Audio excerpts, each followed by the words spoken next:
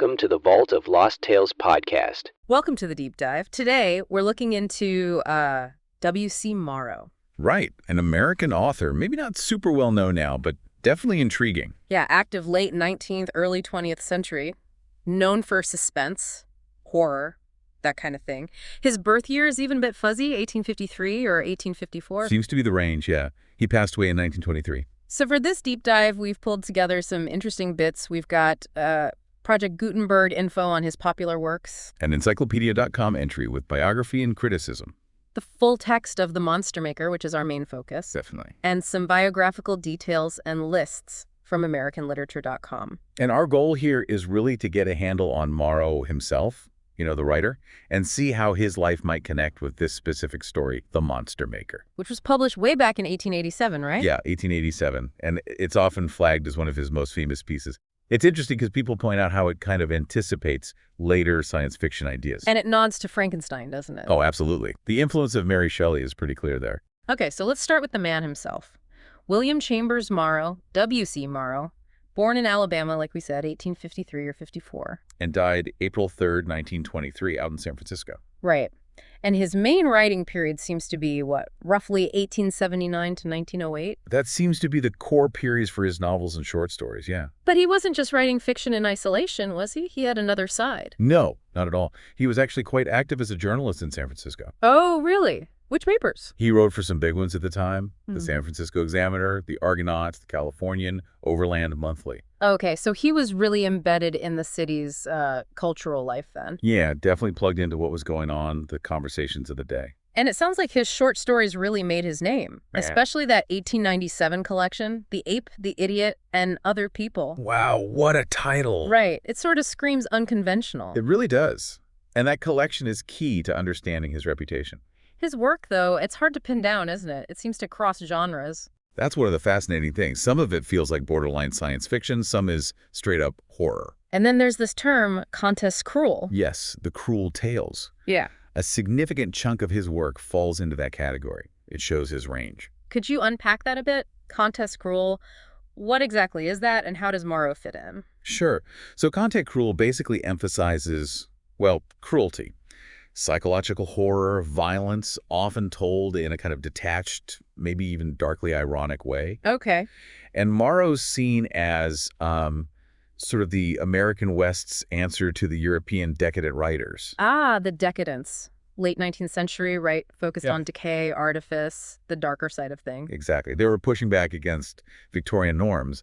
Morrow, being part of that West Coast bohemian crowd, kind of aligned himself with those French decadents. So the Ape, the Idiot collection is a prime example of that style in America. Very much so. It's considered a key text for that. Looking at other story titles from that book, his Unconquerable Enemy, The Inmate of the Dungeon, and Original Revenge, they certainly sound dark. They are. Those are pretty classic revenge stories, fitting right into that can-take cruel mold. And there are others. Yeah, you got stories like The Resurrection of Little Wang Tai and Over an Absinthe Bottle. People have compared those to Grand Guignol. Grand Guignol. That's the French theater known for, graphic horror shows. Precisely. Sensational, often violent stage productions. Morrow captures some of that vibe. Then there's Two Singular Men, about carnival freaks. Okay, definitely exploring the margins. And even a black comedy, The Faithful Amulet, which apparently has some grimly funny twists. So a really macabre imagination at work here. Did he only write short stories? No, he did novels too. There's Blood Money from 1882, A Man, His Mark in 1900, Bohemian Paris of Today, also 1900. That one sounds like it might give some personal insight, maybe. Could be. And Lentala of the South Seas in 1908.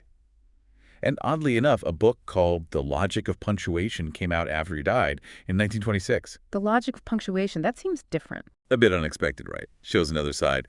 But yeah, for today, it's really The Monster Maker we want to dig into, thinking about how his life might have informed that particular story. Right.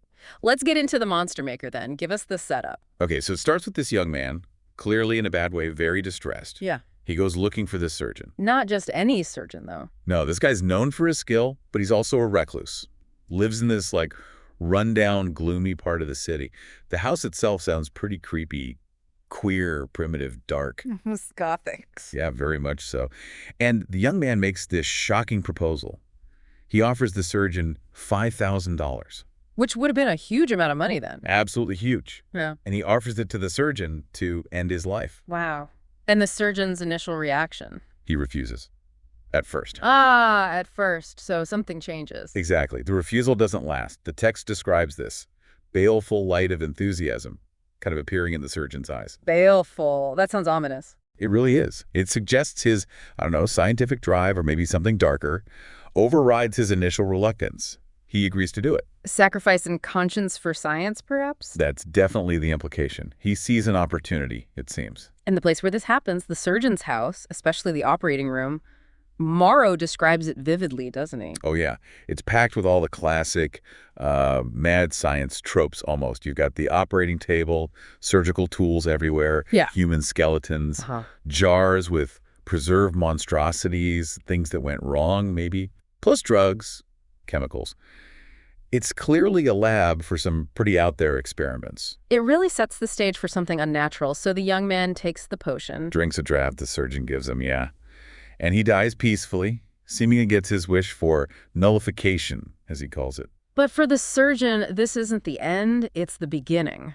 That's the chilling part. The surgeon says this is just the first step in satisfying a 40-year hunger. 40-year hunger. What does that even mean? It sounds awful. It does. It implies this wasn't a spur-of-the-moment decision, but part of some long-held, disturbing ambition. And then he has to deal with his wife, doesn't he? Yeah, he deceives his wife about who the visitor was. She's described as weak, miserable, maybe living in fear of him already. This hints at a really unhealthy dynamic there. Okay, so the story jumps ahead. Jumps 3 years. And the wife's fear and suspicion have clearly grown. And this attracts outside attention. Yes. Her behavior, maybe things she lets slip, combined with what's known about the surgeon, his reputation for insanely enthusiastic experimental surgery, leads a detective to start investigating. So the detective starts poking around. What does he notice? Some strange things. There are rooms in the house that are locked, even reinforced. The surgeon eats alone, separately from his wife. Isolating himself. And there are sounds. Strange noises coming from those locked rooms. Okay, this is getting really creepy. How did they figure out what he's actually been doing? They find scraps of paper, torn manuscript fragments. The classic clue. Right. And these pieces reveal the horrifying details of his experiment. Which is, what has he done? It sounds like he's been manipulating the nervous system, the motor and sensory nerves of the young man's body. The body of the man who paid him to die. Seems so. The goal was apparently to create something with prodigious muscular energy, but also this insatiable hunger. Oh my God, and there's mention of brain surgery. Yeah, really radical stuff. Removing the cerebrum, the main part of the brain associated with thought and consciousness, and encasing the cerebellum, which controls motor functions, in silver. Encased in silver? Why? The story doesn't explicitly say, but it adds to the whole grotesque, unnatural feel of it. It's pure mad science territory, very Frankenstein-esque, but maybe even more visceral. So, with this knowledge, the police finally move in. They raid the house. The operating room is empty. But there's a heavy iron staple bolted to the floor with a broken chain attached. Something was clearly being kept prisoner there. And then they hear it. Then they hear it. The detective describes it as like a gigantic lobster floundering. Heavy, difficult breathing sounds, too, coming from somewhere else in the house. This is nightmare fuel. And the wife, she doesn't make it, does she? Tragically, no. She panics, tries to flee from the sounds. And runs right into it. Runs right into the creature of the darkness. It kills her. Her scream must alert everyone else. It does. There. It brings the detective, his men, and the surgeon himself face to face with the creation. What does it look like? What do they see? It's described as a headless thing, monster. But where the head should be, there's this silver globe. The encased cerebellum. Presumably. Just this monstrous body with a silver ball on its neck. Utterly horrific. And the final confrontation. It's chaos. Yeah. The surgeon, maybe in a panic or trying to destroy his work, attacks it with a knife. Does that work? We don't really know, because in the struggle, a lamp gets knocked over, oil spills, catches fire. The whole place goes up in flames. The whole house goes up. The police can't get in. The surgeon and his creation are both consumed by the fire. Nothing left but ruins. Wow. Just wow. That is one seriously grim story. It really is. Deeply unsettling. So, thinking about Morrow, the man, his life, how might his experiences have seeped into a story like this? What are the possible connections? Well, one obvious theme is isolation, right? The reclusive scientist cut off society, pushing boundaries. Yeah. Maybe Morrow himself, writing these dark, macabre tales, felt a bit like an outsider in the literary world of his time, especially focusing on the kind of cruel. So that feeling of being on the fringes could have maybe influenced how he portrayed the surgeon? It's possible, yeah. A sort of empathetic projection, maybe even onto a monstrous character, the artist as isolated figure. And the Cruel aspect itself. The story's full of violence, psychological horror. That must connect to his known interests. Oh, absolutely. This story is a prime example of his engagement with that genre, with the whole decadent movement's interest in challenging norms and exploring darkness. The Monster Maker fits right in. What about his San Francisco connection? You mentioned his journalism work there. Could the city itself have been an inspiration? I think that's quite likely. San Francisco in the late 19th century was a boon town, a place of stark contrasts, probably full of strange characters and hidden corners. Right, a city with secrets. Exactly. His work as a journalist would have shown him all sides of the city, the respectable and the less respectable.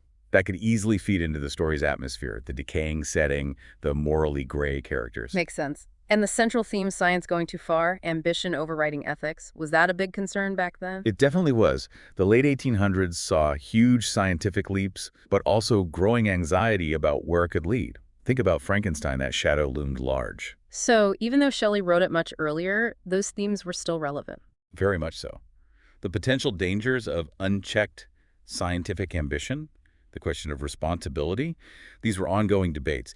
While we don't know if Morrow had any personal run-ins with unethical science, Right. No evidence of that. he was certainly swimming in those cultural currents. The fascination and the fear surrounding science were definitely in the air, and The Monster Maker taps right into that. It's also worth noting again, it was published in the Argonaut, Yeah, a Californian journal. which really grounds it in his specific time and place, doesn't it? He wasn't just writing in a vacuum. He was part of that local literary scene. Exactly. It shows his connection to his environment, even when writing something so seemingly fantastical and grotesque. Okay, so we've covered quite a bit Morrow's life, his journalistic side, his attraction to the macabre, and this incredibly disturbing story, The Monster Maker. Yeah, it's clear the story sits at this interesting intersection of horror, early sci-fi, and that very specific Conti cruel style popular in the late 19th century. It really makes you think, doesn't it? About how the anxieties of an era, the rapid scientific change, the interest in the darker parts of the human psyche, how those things might fuel such a chilling piece of fiction. Absolutely. And that's maybe the question to leave with you, the listener. How do you think those cultural vibes, that mix of excitement and fear about science back then, might have shaped Morrow's creation of this particular monster? Yeah, thinking about those connections between his life, his times, and the darkness he put on the page. It's fascinating stuff to consider. And if you are intrigued, if you want to experience Morrow's unsettling world firsthand, The Monster Maker and his other stories like those in The Ape, The Idiot, and other people are out there. you can find them easily on Project Gutenberg. It's definitely worth exploring if you have a taste for classic, chilling horror. A unique voice from that period, for sure.